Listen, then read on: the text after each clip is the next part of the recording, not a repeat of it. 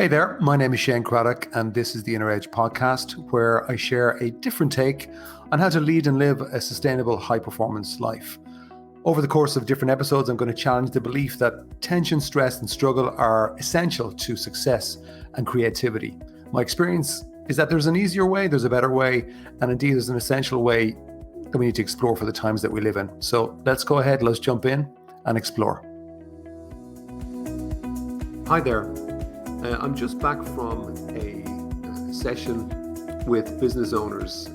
It's kind of a group that I have called the Inner Circle, and we've got different groups running, but this particular group has been running maybe for 3 years. We meet up roughly every 2.5 months, and it's time out for them to look at their business, look at their lives, and get help and assistance on navigating towards, I suppose, whatever vision they've crafted, but also just navigating through life and the challenges that come with life and with business. It's a fantastic forum, and certainly you get to know the people very, very well. But also one of the things that occurred to me was, part of my intention, apart from people learning from each other, hopefully learning from me in terms of educational pieces on different things, business and life, and on the inner game in particular.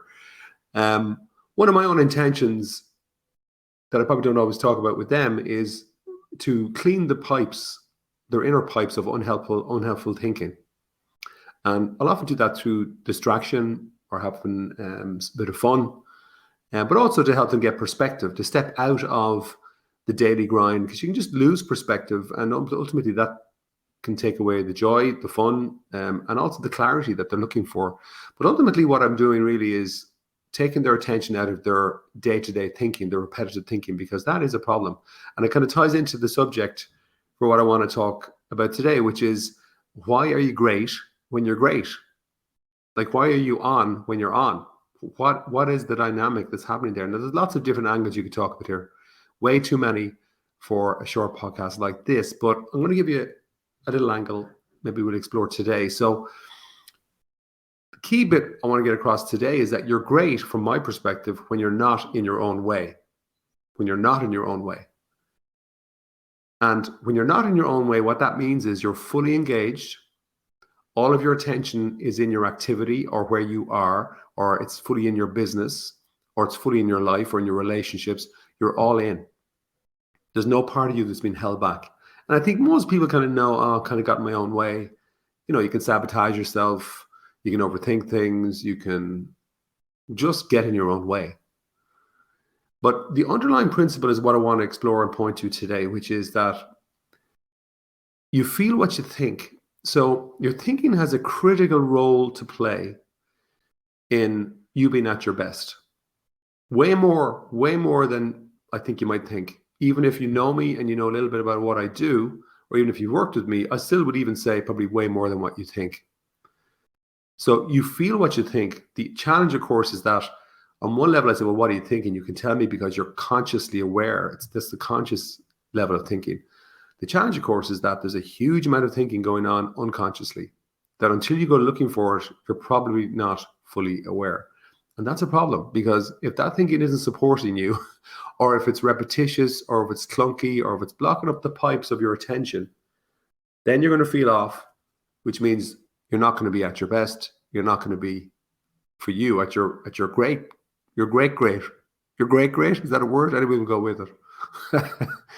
So what does getting in your own way mean? I mean, for me, if I'm bringing it down to thinking, it means that my thinking has gotten in my way. So at some level, I might have brought in doubt or anxiety or stress or brain fog. That to me is ultimately expressions of getting in my own way. Or it could be self-sabotage, which is not that uncommon either. But if you track it all back, the underlying principle there is your thinking. Again, you feel what you think. So a simple analogy would be, I'm here recording this podcast in my office. We finally got rid of that little alarm noise, by the way. So at least I think we did. So let me know if you can hear anything, because as far as I'm aware, it seems to be fixed. Anyway, back to the analogy. I'm looking out through a large window. I'm looking out into trees, and there's a river in the background. But that window has been cleaned several times, but it gets dirty just from life. It gets dirty. So dirt collects on a window. It collects on glass, and then that has to be cleaned. And then it's always amazing when it is cleaned, how it improves the experience of what you see. There's an extra level of clarity. And sometimes, though, the way you can be looking out a window and you're so used to the dirt, you don't even see the dirt anymore, that kind of a way. The same thing happens with us inside. We have an internal lens. And as we're going about our days and our weeks and our months and our lives, dirt collects, inner dirt. And that dirt could be from challenging circumstances, maybe something somebody said that you didn't like and you reacted to, maybe a difficult experience, maybe some pain.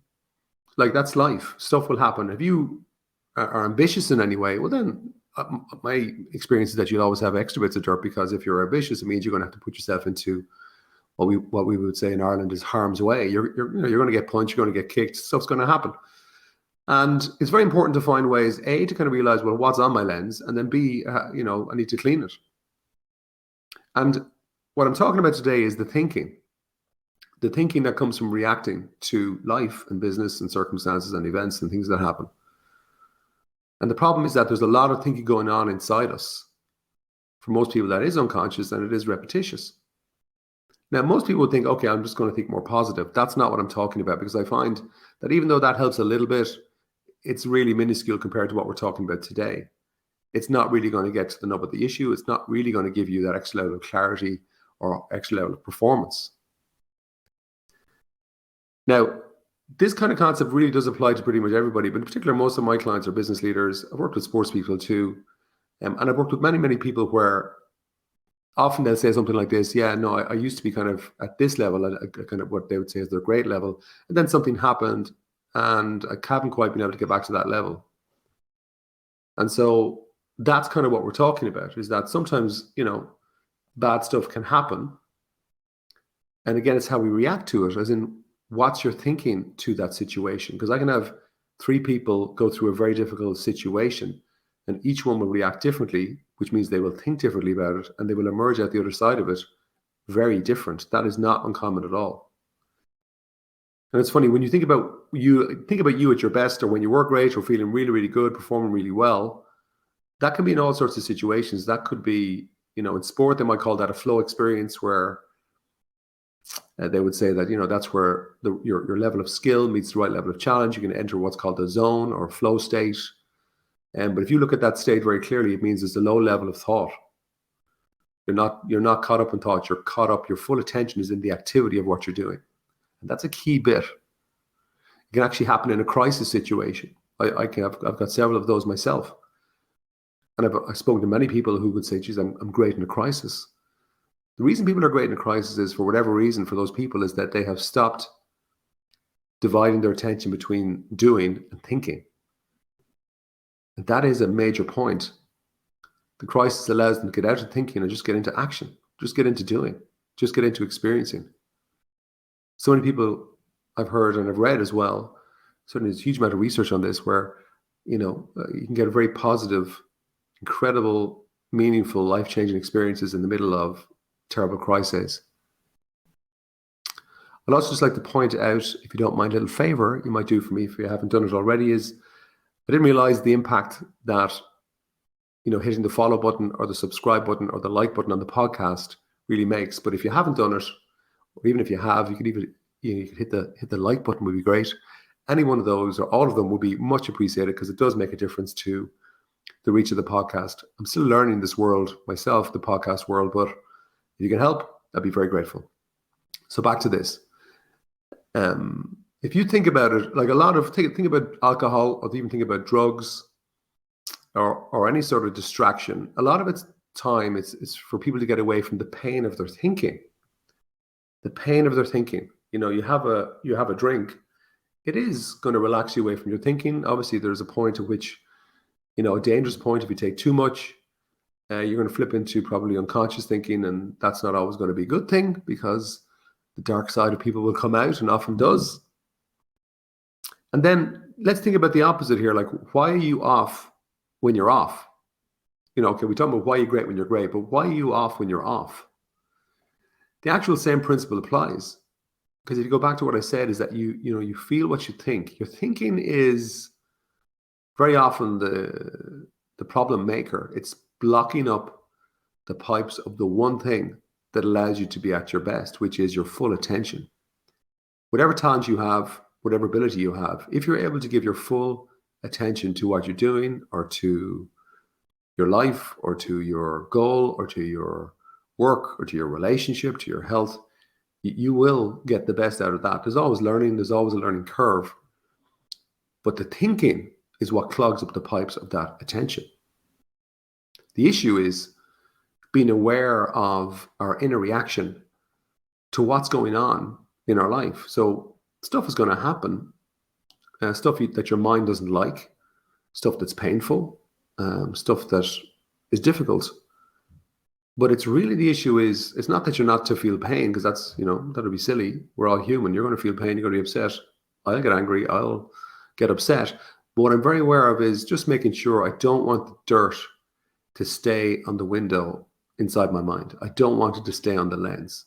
And so I will spend time periodically going in and having a look to see, well, what's sticking? What dirt is there? Because if it's there, it means it's taken away from that value commodity of my attention and my full ability, my ability to engage 100%, to go all in. Because what thinking does, and it's very sneaky, it is very, very sneaky thinking, is that it makes you stop doing the one thing that would allow you to make things better, which is take action. Very often you'll find that people who overthink, overanalyze, are caught in a negative loop that maybe is taking them down, that it stops them taking positive action, which would cause positive change. So what about you?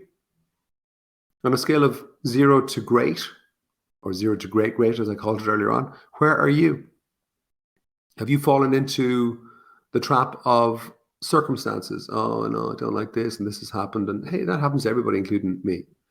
But behind the trap of the circumstances is the trap of thinking. It's much more subtle, perhaps more dangerous, is you're thinking about the circumstances. Circumstances, everybody's going to feel pain, set you back, reset. But the real significant trap is the trap of thinking, your past thinking. So perhaps there are unhelpful thoughts inside you on your lens that maybe are there and you weren't fully aware, and maybe you need to let go of them. Clean the lens, clean the window. What unhelpful thoughts do you need to clean away, to let go of? So in conclusion, what I'm going to say today is that to be at your great, this is the new phrase, to be at your great more often. Find a way to distract yourself from your unhelpful thinking, but just make it a healthy distraction. That's it for this week. Ciao for now.